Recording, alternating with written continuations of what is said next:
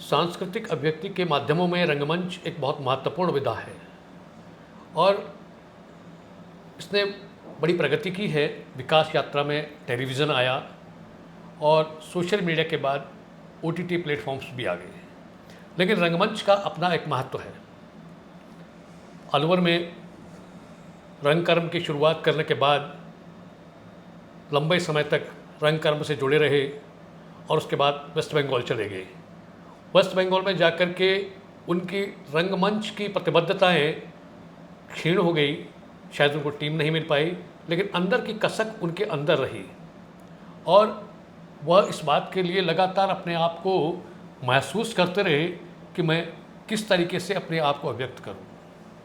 नाटक करते समय तालियां तो मिलती ही मिलती हैं, लेकिन उन्हें लाठियां भी मिली। लाठियां मिली दर्शकों से। पूंजीपतियों ने समझा शायद हमारे खिलाफ ये नाटक है और मजदूरों ने भी समझा कि ये हमारे खिलाफ नाटक है। तो ऐसे ही एक रंगकर्मी से हम आज मिशन सस नेटवर्क में बातचीत कर रहे हैं देवदीप मुखर्जी से। देवदीप मुखर्जी ने अलवर में एक लंबा रंग आंदोलन चलाया और उसके बाद ये कलकत्ता चले गए। हमारे साथ उपस्थित हैं देवदीप जी। स्वागत है आपका मिशन सच नेटवर्क में। सबसे पहले तो हम आपसे जानना चाहेंगे कि आपने अपने आप को अभिव्यक्त करने का माध्यम नाटक को क्यों चुना? दरअसल 1980 के आसपास की बात है, जब मैं अलवर में नौकरी में था बैंक ऑफ बड़ौदा में। तब यहाँ लगा कि पारसी थिएटर, भरतरी, हरी और यही सब नाटक चल रहा है और सामाजिक नाटकों का अभाव है। उस समय हमारे मित्र लोग दिल्ली में, कोटा में, जयपुर में नाटक कर रहे थे, बीकानेर में भी। तब हमको लगा कि ये शुरुआत की जाए। तब अशोक राही के साथ मिलकर हम लोगों ने यहाँ पर अलवर में नाटक शुरू किए और पहला नाटक हमने नुक्कड़ नाटक अलवर के इतिहास में किया, जंगीराम की हवेली, होप सर्कस में। वहाँ से हमको अच्छा रेस्पॉन्स मिला। उसके बाद हम प्रोसेनियम हॉल की तरफ बढ़े और हॉल में एकता गदा से परंपरा शुरू हुई। फिर आहिस्ता आहिस्ता मुझे लगा कि ये नाटक जो है वो सीधे सीधे दर्शकों से इंटरेक्शन होता है, दर्शकों से हम लोगों का एक जुड़ाव होता है। इस वजह से इसको अभिव्यक्ति का बहुत सशक्त माध्यम मानकर हम लोगों ने वो नाटक करना शुरू किया और 1980 से लेकर 87 तक यहाँ पर एक सामाजिक आंदोलन के रूप में नाटक को स्थापित करने की कोशिश की। इसमें बहुत सारे लोग हमारे साथ थे। बहुत अच्छे अनुभव भी हुए, बहुत बुरे अनुभव भी हुए, लेकिन ये सब घर फूंक तमाशा देखने की स्थिति थी और कुछ नए लड़के भी जुड़े। ये अभिव्यक्ति का एक माध्यम था, इसलिए ये चुना। जंगीराम की हवेली आपका पहला नाटक था और उस नाटक को करने में आपको कैसे अनुभव हुए? जंगीराम की हवेली जब नुक्कड़ नाटक हमने किया पलाश के बैनर में, तब होप सर्कस को हमने चुना इस नुक्कड़ नाटक के लिए। अब जब नुक्कड़ नाटक की ये पूरा मेरे ख्याल से 20 या 25 मिनट का नाटक था। उसमें एक सड़क एक तरफ की जाम हो गई थी।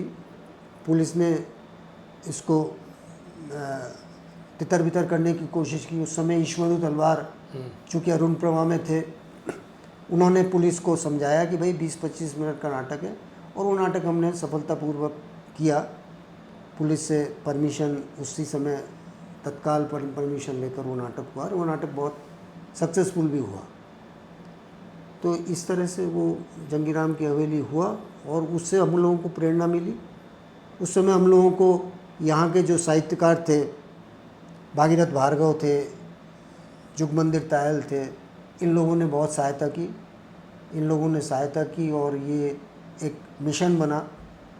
फिर एक बहुत ही रोचक तथ्य था कि पहला नाटक जो हमने किया एक था गधा, उसमें एक ही स्त्री पात्र और उसमें एक ही स्त्री पात्र में एक लड़के को हमने स्त्री का रोल दिया। लेकिन बाद में जब एक और द्रोणाचार्य हम करने उतरे तो हमें कम से कम 3 स्त्री पात्रों की ज़रूरत थी। भागीरथ जी ने, चूँकि उस समय वो सेंट्रल स्कूल में थे, उन्होंने अपनी बेटी को, निशा को, इस एक रोल के लिए चयनित किया और 2 और लड़कियां उन्होंने सेंट्रल स्कूल से दी। तो इस तरह से एक और द्रोणाचार्य से यहाँ पर स्थानीय लड़कियों ने अभिनय के साथ जुड़ने की परंपरा शुरू की और बहुत ही सफलता से हम लोग बाद में जितने भी नाटक हुए उन सब नाटकों में स्त्री पात्रों की भूमिका लड़कियों ने ही की। ये हमारी एक बहुत बड़ी उपलब्धि रही। आपने नाटकों में भी नुक्कड़ नाटक को माध्यम बनाया बजाय स्टेज प्लेज के, और नुक्कड़ों के साथ साथ आपने छोटे नाटक स्टेज पर भी किए। तो जिन सामाजिक सरोकारों को लेकर आपने नाटक किए, उन सरोकारों को आप कितना प्राप्त कर पाए? उस समय करीब 8, 9, 10 साल का जो वक्फा था, समय था, उसमें बहुत सारे लड़के जुड़े और बहुत ही जो मैसेज हम लोगों को देना था समाज को, वो मैसेज हमने दिया। और मुझे आज भी गर्व है कि मेरे साथ जिन लड़कों ने काम किया वो सब अपने अपने तरीके से अपने अपने क्षेत्र में ईमानदारी से एस्टेब्लिश होते गए। मैं एक आध का नाम नहीं लूँगा, लेकिन लगभग सभी अपने अपने तरीके से ईमानदारी से अपना काम करते रहे और समाज के जिस क्षेत्र में भी वो जुड़े रहे, वहाँ उन्होंने जहाँ भी प्रतिरोध या प्रतिवाद करने की बात थी वो प्रतिवाद किया और यही हम लोगों की सबसे बड़ी सफलता रही। कलाकार को अक्सर तालियां मिलती हैं, चाहे वो नाटकों में हो, नृत्य में हो या संगीत में हो, लेकिन जैसा कि मुझे ज्ञात है कि अलवर में एक नाटक ऐसा भी हुआ जब नाटक के कलाकारों को लाठियां झेलनी पड़ी, पुलिस की लाठियां उनको खानी पड़ी। तो वो क्या एपिसोड था, उसको थोड़ा सा विस्तार से बताएंगे आप? दरअसल वो एक नुक्कड़ नाटक था, मशीन। वहाँ पुलिस की लाठियाँ नहीं, वहाँ दूसरा एक मैंने गलतफहमी हो गई थी। उस समय हम मशीन कर रहे थे कंपनी बाग में और तात्कालिक रूप से उस समय RC2 की स्थापना हुई थी। मोहन पूनमिया ने राजस्थान C2 एक अलग से संगठन बनाया था, श्रमिक संगठन। उनकी हड़ताल चल रही थी इंडस्ट्रियल बेल्ट में। अब उस हड़ताल के दौरान हमारे ग्रुप में एक जो अभिनेता थे वो इंडस्ट्रियल बेल्ट से थे। तो RC2 की एक पास में ही मीटिंग चल रही थी। उन लोगों को लगा कि ये RC2 की मीटिंग को तोड़ने के लिए यहाँ पर मशीन कर रहे हैं। तो उस गलतफहमी से उन लोगों ने हम लोगों पर वार किया। उस समय मेरे मित्रों को चोट लगी, मेरा भी चश्मा टूट गया था। उसके बाद हम लोगों ने वहाँ पर कंपनी बाग में वो नुक्कड़ नाटक रोक कर हम लोग बैंडेज वगैरह लेकर हम फिर अशोका सर्किल पहुँचे। वहाँ पर कॉमरेड जगदीश की मीटिंग चल रही थी वहाँ पर अशोका में। 1 मई की बात थी, ये मई दिवस की। फिर हमने अशोका टॉकीज में मशीन का पुनः मंचन किया अपने वो सब लेकर। तो वो एक बहुत ही यानी उस सबसे आपका जज्बा टूटा नहीं, उल्टा आप हिम्मत के साथ दोबारा से काम करने के लिए तैयार रहे, आप और आपके साथी? वो बिल्कुल नहीं टूटा, बल्कि वहाँ से हम लोगों को ज़्यादा प्रेरणा मिली और हम लोगों ने लगातार नुक्कड़ नाटक तो किए ही, जिसमें बादल सरकार के भूमा था, जुलूस था और शिवराम की जनता पागल हो गई है, इस तरह के नुक्कड़ नाटक थे। हल्ला बोल हमने किया, 3 अपाइज किए। तो उसमें उसके बाद हम लोग स्टेज पर पहुँचे और स्टेज पे पहुँचने के बाद लगभग हर नाटक में हम लोगों को लॉस होता था, लेकिन एक ही नाटक ऐसा था पोस्टर जिसमें 1 रुपये का लाभ हुआ। और उसके लाभ में दरअसल वीरेंद्र विद्रोही, जो आज हमारे बीच नहीं है, उसकी भूमिका हम लोग बहुत याद करते हैं। उस व्यक्ति को, उसकी भूमिका थी, पूरा फाइनेंस वीरेंद्र के हाथ में था और डॉक्टर वेद कुमारी हमारी संरक्षक थी और पोस्टर बहुत सक्सेसफुल तरीके से हुआ। और तुम्हें याद होगा कि उस पोस्टर में राजेश भी अभिनेता के रूप में आए थे और राजेश ने मजदूर बने हुए थे। मजदूर बने थे। उसमें राजेश ने किया, वीरेंद्र ने किया, सरिता ने उसमें मुख्य भूमिका थी, राजकुमार शर्मा थे। जी, आपका टर्निंग पॉइंट कब आया कि आप कलकत्ता चले गए और कलकत्ता जा कर के फिर उसके बाद वहाँ आपने क्या किया? कलकत्ता, एक्चुअली कलकत्ता जाने के पीछे मकसद यही था कि वहाँ पर दो कारण थे। एक तो मेरे को नौकरी मिल रही थी, अच्छी नौकरी थी, हिंदी अधिकारी की नौकरी थी, तो एक तो ये कारण रहा। दूसरा कारण ये था कि वहाँ वामपंथ की सरकार थी और नाटक बहुत हो रहे थे। तो मुझे लगा कि चूँकि नाटक हो रहे हैं तो कुछ साल मैं बंगाल का एक्सपीरियंस लेकर वापस लौटूंगा। लौट नहीं पाया, एक दूसरा कारण है। लेकिन वहाँ पर मैं जाकर शुरू में उषा गांगुली के रंगकर्मी जो ग्रुप है, उस रंगकर्मी से जुड़ा। एक साल उषा दी के साथ था। उषा दी के साथ नाटक करते हुए मुझे लगा कि उषा दी आज नहीं है, उनका देहावसान हो गया। तो वहाँ पर वो स्थितियाँ बड़ी विचित्र स्थितियाँ थी, उसके पीछे एक लंबी कहानी है। तो मैंने वहाँ पर नाटक, और दूसरी बात थी मेरा जो नौकरी का वो था उसमें समय मिलता नहीं था। लगभग 7 बजे तक, शाम के 7 बजे तक हम लोग नौकरी में व्यस्त रहते थे। जिस जज्बे को लेकर के देवदीप ने एक पहचान बनाई थी अलवर में और अलवर से बाहर राजस्थान के दूसरे शहरों में, वह जज्बा वेस्ट बंगाल जाने के बाद आपका लोगों को दिखाई नहीं दिया। उसके कारण क्या रहे? उसका मेन कारण ये था कि एक तो मेरी नौकरी का दबाव था। लगभग नाटक के लिए कम से कम शाम को 4-5 घंटे की रिहर्सल और प्रतिबद्धता ज़रूरी थी। लेकिन मैं नौकरी से ही फारिग होता था शाम को 5-7-8 बजे करीब। तो उसके बाद वो संभव नहीं हुआ।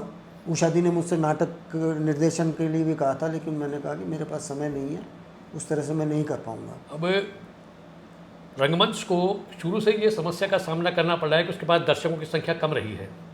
लेकिन अब जैसे जैसे OTT प्लेटफॉर्म आया है, सोशल मीडिया आया है, उस पर शॉर्ट्स आने लगे हैं, उसके बाद तो रंगकर्म के पास दर्शक रहे ही नहीं। तो इसका भविष्य क्या देखते हैं आप? रंगकर्म का भविष्य देखो, दर्शक बहुत सीधी सी बात है। दर्शक हमको हिंदी नाटकों में दर्शक कम मिलते हैं, लेकिन दिल्ली में जो गॉड साहब कर रहे हैं नाटक, उसमें दर्शक है, हाउसफुल भी होता है। परवेज़ जो पटना में कर रहे हैं, पुंज प्रकाश जो कर रहे हैं, वहाँ पर लगातार दर्शक मिल रहे हैं। और ये लोग सरकार के मुखापेक्षी नहीं है। सरकार अनुदान दे या नहीं दे, वो एक जुनून है और वो प्रतिबद्धता से परवेज़ भी नाटक कर रहे हैं, गौड़ भी कर रहे हैं। तो वो स्थिति बंगाल के थिएटर की नहीं है। बंगाल में अभी भी दर्शक हैं, अभी भी जो वहाँ पर चेतना या दूसरे जो संजीता नाटक कर रही है, उसमें दर्शकों का अभाव नहीं है। दर्शक आते हैं, टिकट खरीद के देखते हैं और नाटक हो रहा है। अच्छा, रंगकर्म का आप सबसे कठिन हिस्सा कौन सा मानते हैं? डायरेक्शन को, एक्टिंग को, या उसके बैक स्टेज को? रंगकर्म में हर एक चीज़ जुड़ी हुई है। उसमें जब तक टीम वर्क नहीं हो तब तक कुछ नहीं कहा जा सकता। लेकिन मूलतः नाटक जो है वो निर्देशक का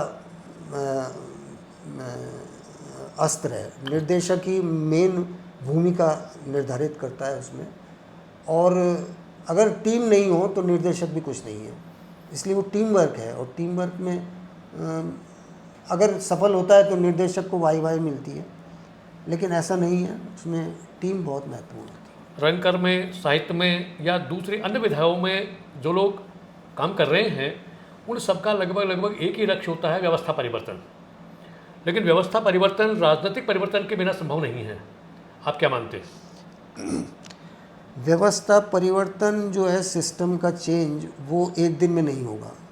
वो आहिस्ता आहिस्ता होता है। अब अगर मैं ये कहूँ कि आज मैंने बीज बोया है और कल उसका पेड़ हो जाए, तो वो संभव नहीं है। हम ये भी देखते हैं कि जो नई जनरेशन है वो जुनूनी रूप से व्यवस्था परिवर्तन के लिए लगती है, साथ आती है, लेकिन उसके बाद वो व्यवस्था का हिस्सा बन जाते हैं। व्यवस्था का हिस्सा बनते हैं, उसके कारण है नाटक में पैसा नहीं है, नाटक में कोई नौकरी नहीं है। नाटक का एक सुदीर्घ परंपरा जो रही है, उसमें नाटक घर फूंक तमाशा देखने वाली स्थिति है, इसलिए जो लोग नए जुड़ते हैं वो छोड़ के चले जाते हैं नाटक। चलिए मैं इसी बात को आगे बढ़ाता हूँ। व्यवस्था परिवर्तन का ख्वाब जो लोग देखते रहे हैं, तो एक दौर था जब उन लोगों का आइडियल एक तरह से वामपंथ को लिया जाता था कि वामपंथी लोग हैं और वामपंथी विचारधारा को लेकर आगे बढ़ रहे हैं। आप वेस्ट बंगाल चले गए, उस समय वहाँ वामपंथ की सरकार थी। वो सरकार अप्रासंगिक क्यों हो गई? आज वामपंथी पूरी तरीके से वेस्ट बंगाल में अप्रासंगिक हैं, ममता जी आ गई, ये कैसे हुआ? अप्रासंगिक हुई वो अपने कारणों से। वामपंथ की असफलता के पीछे वामपंथ ही है, लेकिन वो जो हुआ वो घटना अहंकार था उन लोगों का कि हम लोगों को कौन हटा सकता है। 33-34 साल तक उन्होंने, यानी यूँ कहें वो लोग भी एक तरह से अंदर से कहीं ना कहीं सत्ता के नशे में ही रहे और वास्तविक रूप से जो वामपंथ का एक आदर्श स्वरूप है उसको प्राप्त नहीं कर पाए। बिल्कुल ये सच है। और ये सच इसलिए है कि जब वो टाटा को उन्होंने बुलाया सिंगूर में, तो टाटा नैनो गाड़ी के लिए, तो वो ज़मीन जो उन्होंने सिंगूर में दी वो 3 फसली ज़मीन थी। और वो 3 फसली ज़मीन उसको देने से अब वहाँ की जो उर्वर भूमि है आज भी वो ऐसी पड़ी हुई है, बैरन लैंड है, वहाँ पर कुछ नहीं हो रहा। तो वो एक मुद्दा था जिसको ममता ने लपका। अब ममता को सहायता जो दी वो जो एक्सट्रीम है, नक्सलियों की सहायता ममता जी को मिली अप्रत्यक्ष रूप से, और अप्रत्यक्ष रूप से मिली वहाँ के कुछ जो बंगाल की राजनीति को आप कैसे देखते हैं कि वहाँ जैसे ममता जी की जो कार्यशैली दिखाई देती है वो थोड़ा थोड़ा वामपंथ, थोड़ा थोड़ा कांग्रेस और थोड़ा थोड़ा बीजेपी है। बीजेपी जहाँ धर्म का सहारा ले रही है वहाँ ममता जी की सरकार भी दुर्गा पांडानों के लिए करोड़ों रुपए दे रही है। तो आप इन चीज़ों को कैसे देखते हैं? वो सीधा सा है, सत्ता में रहना है, इसलिए जितने भी तत्व मिल जाएं वो सब तत्व हैं।